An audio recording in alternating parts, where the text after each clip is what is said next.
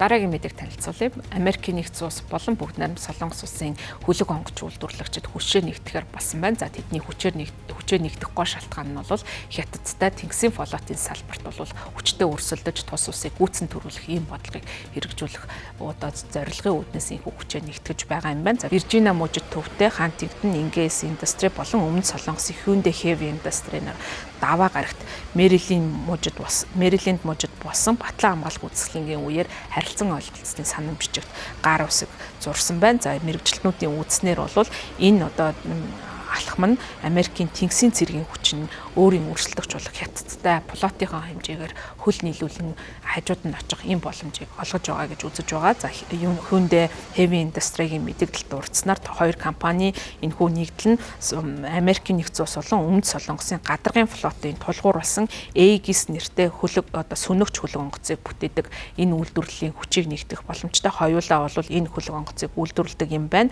Тийм учраас энэ одоо зэвсэглийн хүрээнд бол хамтран ажиллахыг одоо зорж байгаа юм байна. За Aegis нэртэй энэхүү сөнөгч хөлөг онгоцууд нь Пуужингийн аюул тэр дундаа өрсөлдөгч болох бүгд найрамд хятад ард ус умард Солонгосын зэвсгэлдэх хүчрэг баллистик пуужингаас хамгаалах чадвартай ийм одоо зэвсэглэл юм байна. За энэхүү санамж бичиг нь бол хамгийн дэвшилтэд хөлөг онгоцуудыг бүтээх чадвартай Солонгос, Америкийн нэгдсэн улсууд тэргүүлэгч хөлөг онгоцны одоо салбарт анхны хамтын ажиллагаагаа өрнүүлж байгаагаар оч холбогдолтой гэж дурдсан байна. За Hyundai Heavy Industry компанийн хувьд Солонгосын Улаан хотод бол байрладаг ийм компани юм байна. За тэр тус компанийн хувьд дэлхийн хамгийн том усан онгоцны үйлдвэрийг ажилуулдаг. За дэлхийн хөлөг онгоцны 10%-ийг дангаараа үйлдвэрлэдэг гэдгийг тус компани вебсайтад бичсэн байна. За шинжээчд бол энэ хоёр салбарт одоо хамтарч ажиллаж байгаа хоёр компаниудын хамтын ажиллагааг дүгнэхдээ сүүлийн үед Америкийн явуулж байгаа бодлогыг онцолсон байна. За Америкийн хувьд бол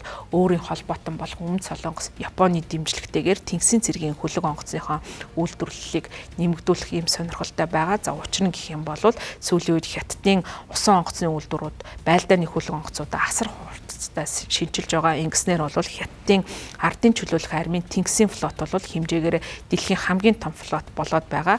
За харин бол Америкийн нэгдсэн улс үүнээс хоцрогдож байгаа. Гол шалтгаан нь бол Америкт одоо хөлөг онгоц үйлдвэрлэхэд шаардлагатай зай талбай хязгаарлагдмал байдаг. За дээр нь бол ажилчдын хүчин одоо ажиллах хүчний хүрэлцээ муу байдагтай холбоотойгоор энэхүү хятадаас гоцрогдох болсон. Тийм учраас бол энэ салбарт заашгүй хамтын ажиллагаа шаардлагатай гэж үзэж байгаа.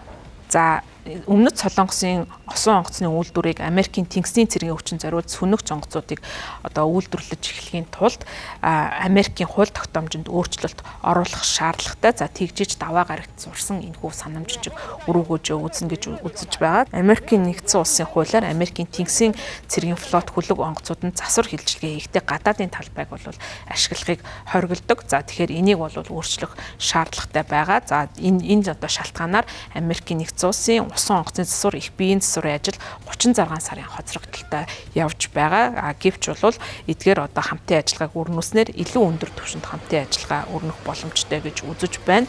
За мөн өмнөд Солонгосын Hyundai Heavy-гийн хувьд хөлөг онгоцны бизнесийнх нь одоо удирддаг захирал нь өнгөрсөн сард өмнөд Солонгосын Чусон элбөө сонинд мэдээлэл өгтөө тус компани жилд 5 буюу түүнээс дээш тоотой Aegis устгах сөнөгч одоо онгоцыг бүтээх боломжтой гэж үзэж байгаа. За харин Америкийн усан онгоцны үйлдвэр жил дунджаар 2 ба түүнээс цөөн тонны сөнөгч онгоц хөлөг онгоц бол үйлдвэрлэдэг юм байна. Америкийн нэгдсэн улсын зүгээс энэ салбарт улс орнуудтай хамтарч байгаа. За тухайлх юм бол өнгөрсөн сард Philly Shipyard нэртэй одоо компани бол Huan Ocean гэдэг компанийг бол худалдаж авсан. За энэ бол Америкт суурьсан хөлөг онгоцны үйлдвэрлэлд томоохон хөрөнгө оруулалт хийж байгаа. За дээр нь голчлон арилжааны хөлөг онгоцуудыг үйлдвэрлэдэг байсан бол цаашдаа засгийн газрын одоо хэрэгцээнд шаардлагатай хөлөг онгоцуудыг үйлдвэрлэх чиглэлээр хамтран ажиллахаар тохиролцсон байгаа юм байна.